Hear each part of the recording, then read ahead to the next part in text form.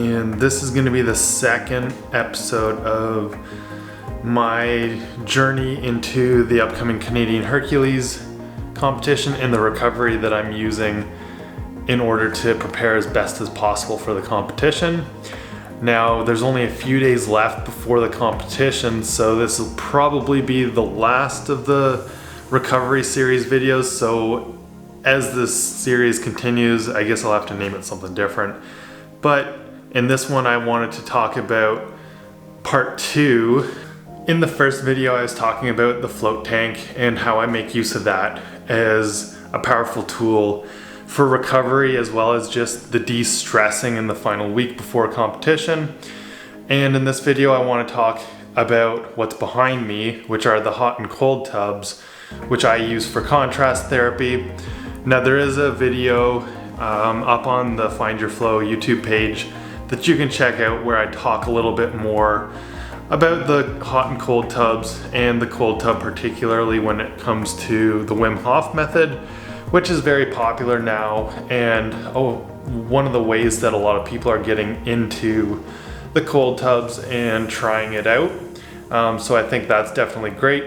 But there's a lot of power to the anti-inflammatory effects of the cold water, and also the circulatory effects you get from alternating between hot and cold. So I really like to include both hot and cold, whether it's with the sauna or with a hot tub, followed by making use of the cold tub.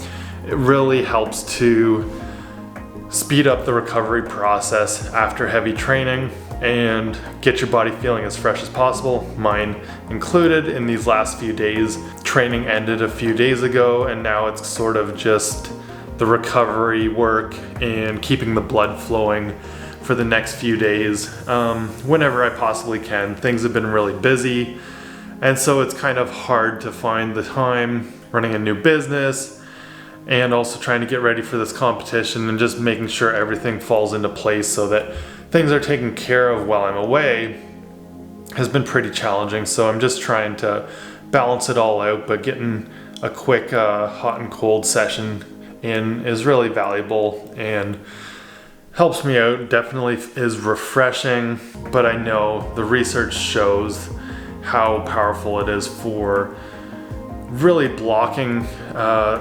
inflammation in your body and kicking it out. So it's just like the natural solution to things like Tylenol or ibuprofen that are anti-inflammatory drugs.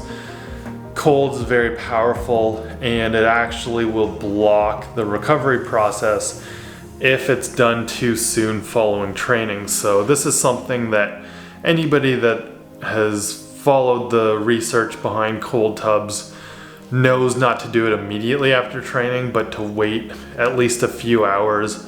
And I always recommend waiting till the opposite end of the day to when you were doing your training. So if you train in the morning, it would be better to do it at nighttime or on a day where you don't have any training, so that you're not mitigating that recovery from training at all, but you're still getting that anti-inflammatory process in place when you need it, so that you can get back to training that much quicker.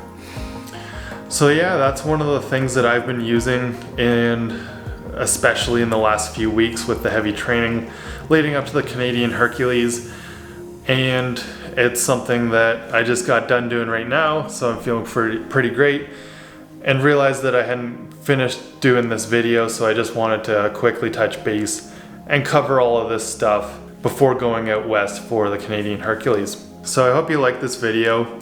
It's kind of a short form version of the Flowcast episodes that we're doing, and I'm just trying to get a little bit more of the insight into how I'm recovering for the Canadian Hercules. Perhaps after the competition, if you want to hear more about it, I can talk more about the type of training that I did leading up to the competition and how I got ready in the physical aspects and not so much the recovery aspects as I've been touching on here.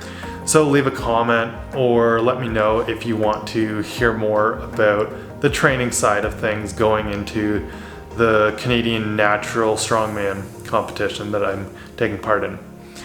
And as always, hit the like button and subscribe. if you're interested in watching these videos or hearing more of this stuff on the podcast, you can always leave a comment or send us an email and ask any questions that you like. So thanks for watching, and I'll talk to you next time.